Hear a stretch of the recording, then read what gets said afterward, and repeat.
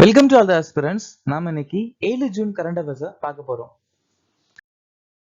So இப்போ நேற்றுக்கான GK question பார்த்துடலாம். லாகோ மற்றும் நோக்ரம் எந்த மாநிலத்தின் நடனம்? மேகாலயா. தபல் சோங்குலி மற்றும் பாகுரும்பா எந்த மாநிலத்தின் நடனம்? அசாம். வாங்சோ மற்றும் பார்டோ எந்த மாநிலத்தின் நடனம்? அருணாச்சல் பிரதேஷ். நுராலி மற்றும் ஜேலியாங் எந்த மாநிலத்தின் நடனம்? நாகாலாந்து. நாகாலாந்துல இருக்கக்கூடிய பழங்குடியினர் அங்கமி, காரோ, கச்சாரி, குக்கி, மிகிர், சமா, கோனியாக், லோதா, ஃபோம் மற்றும் ரங்மா.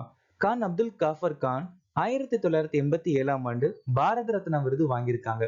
குருநானக் வகிகுரு அப்படிங்கிற தத்துவத்தையும் குரு கிராந்த் சாஹிப் அப்படிங்கிற புத்தகத்தையும் எழுதியிருக்காங்க. நீதித்துறையின் சுதந்திரம், நீதித்துறை மறு ஆய்வு, முன்னுரை, துணை ஜனாதிபதி பதவி அப்படிங்கிற விஷயத்த அமெரிக்க நாட்டுல இருந்து நாம எடுத்துக்கிட்டோம். பிரதான் மந்திரி ஜன்தன் யோஜனா 2014ஆம் ஆண்டு நிதி அமைச்சகத்தால அறிமுகமாச்சு.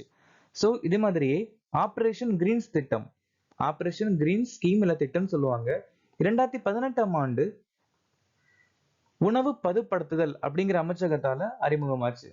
மூணாவது ஐந்தாண்டு திட்டம் 1961ல இருந்து 66 வரைக்கும் நிலுவையில் இருந்துச்சு. இந்த ஐந்தாண்டு திட்டத்துடைய இன்னொரு பேர் காட்கில் யோஜனா.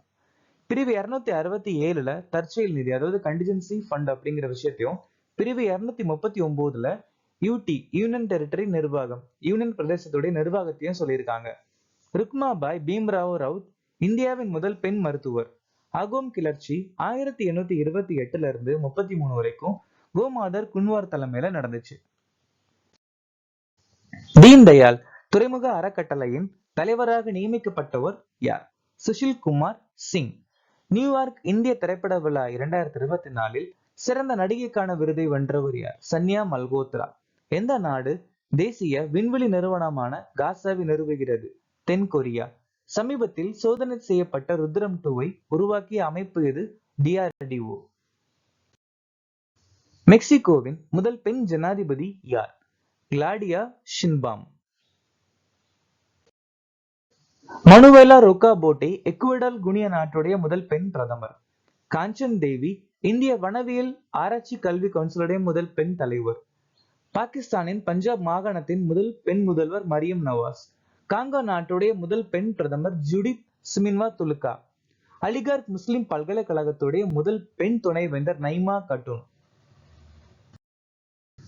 ஹிந்தி சாகித்ய பாரதி விருது பெற்றவர் யார்? கிருஷ்ண பிரகாஷ்.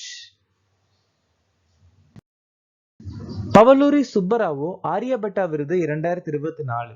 ஆஷிம் பந்து பட்டச்சாரியா பண்டிட் லட்சு மகாராஜ் விருது. அலோக் சுக்லா கோல்டுமேன் சுற்றுச்சூழல் பரிசு. பூர்ணிமா தேவி பர்மன் விட்லி தங்க விருது. ஸ்ரீனிவாஸ் ஆர் குல்கர்னி 2024ஆம் ஆண்டு வானியல் ஷா பரிசு. ஆர்த்தி அமல் குலுனி பெண்கள் அதிகாரமளித்தல் விருது.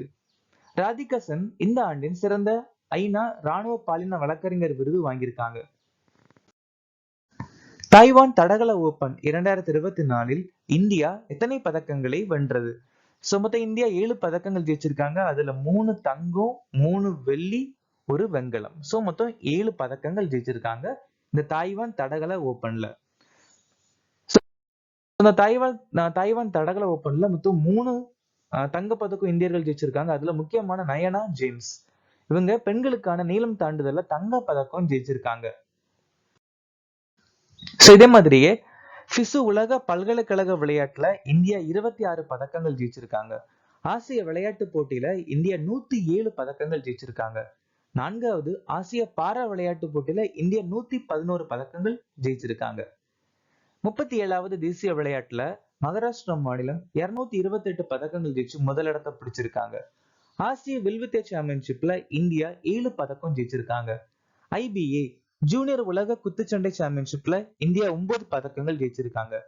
3வது எலோர்டா கோப்பை 2024ல இந்தியா 12 பதக்கங்கள். இந்த எலோர்டா கோப்பை வந்துட்டு கசகஸ்தான் நாட்டுல நடந்த ஒரு குத்துச்சண்டை போட்டி.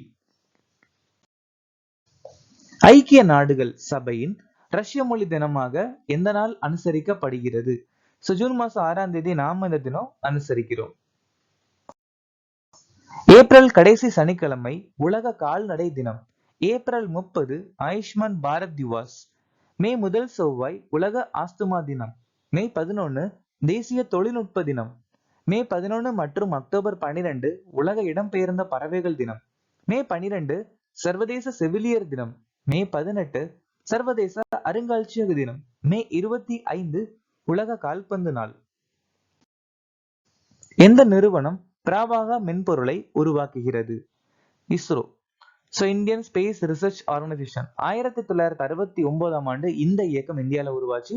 இவங்க இப்ப ரீசெண்டா பிரபாகான்னு சொல்லக்கூடிய ஒரு மென்பொருள் அறிமுகப்படுத்தியிருக்காங்க. எதுக்காக அப்படின்னு கேட்டா ஏரோடைனமிக்ஸ். பொதுவா ஃபிளைட்ல இந்த மாதிரி தான் கூர்மையா இருக்கும். இது எல்லாமே இங்க இருந்து காத்து இங்க கொண்டு போகும். அப்பதான் ஃபிளைட் வந்து கொஞ்சம் ஃபாஸ்டாவும் காத்துல மூவ் ஆகும். இதை இன்னும் மேம்படுத்தணும் அப்படிங்கிற ஒரு கான்செப்ட்ல தான் இந்த பிரபாகா அப்படின்னு சொல்லக்கூடிய ஒரு மென்பொருளை அறிமுகப்படுத்தியிருக்காங்க. ரீசெண்டா நம்ம இந்திய அரசியலமைப்பை டோக்ரி மொழியில வெளியிட்டு இருக்காங்க. இந்தியாவின் மிக உயரமான அம்பேத்கர் சிலை ஹைதராபாத்தில் திறந்து வச்சிருக்காங்க. MV-MSS கலினா அப்படிங்கிற கப்பல் தூத்துக்குடி மற்றும் மாலத்தீவுகளுக்கு இடையே இணைக்கப்பட்டிருக்கு. ஆதி சங்கராச்சாரியார் சிலை ரீசெண்டா நர்மத நதிக்கரையில அறிமுகப்படுத்தியிருக்காங்க. இஸ்ரோ ஃபீஸ்ட்னு சொல்லக்கூடிய மென்பொருள் அறிமுகப்படுத்தியிருக்காங்க. CDP சுரக்ஷா அப்படிங்கிற ஒரு நுழைவாயில் தோட்டக்கலை மானியங்களுக்காக அறிமுகப்படுத்தியிருக்காங்க. மிஷன் இஷான் அப்படிங்கிற திட்டம் வான்வெளி துறைக்காக அறிமுகப்படுத்தியிருக்காங்க. கேதார் ஜாதவ் ஓய்வு பெறுவதாக அறிவித்தார். அவர் எந்த துறையை சேர்ந்தவர்? இந்திய நாட்டை சேர்ந்த ஒரு கிரிக்கெட்டர் தான் கேதார் ஜாதவ். இதே மாதிரியே Shabnim Ismail, Nahida Khan, Tamim Iqbal, Manoj Tiwary, Alex Hales, Steven Finn, Alexander Cook, சோர்னாரின் டிப்போச், சுனில் நரேன், மெக்லானி, குர்கில் சிங் மான், டான் டவிர்ச், Dean Elgar, Neil Wagner, Colin Munro எல்லாருமே ரிட்டையர்மெண்ட் அனௌன்ஸ் பண்ணிருக்காங்க. இதே மாதிரி இந்திய hockey player Virender Lakra, SV Sunil, Deep Grace Ekka, tennis வீராங்கனையான செரீனா வில்லியம்ஸ், ரோஜர் ஃபெடரர். இந்தியாவையும் திபெத்தையும் இணைக்கும் பாதை இல்ல கணவாய் அப்படின்னு சொல்லலாம் சாங்லா. சாங்லா அப்படிங்கிற கணவாய் தான் இந்தியாவும் திபெத்தையும் இணைக்கக்கூடிய ஒரு கணவாய்.